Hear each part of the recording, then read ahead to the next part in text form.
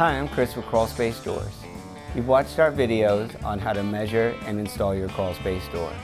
And now you've purchased our crawlspace access door without a vent, meaning it does not come with the louver system, strictly for access.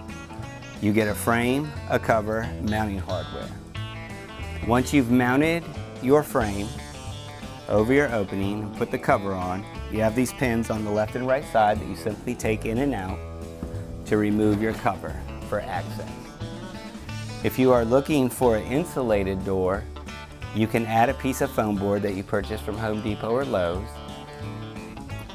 and add it into this opening and then put your cover back on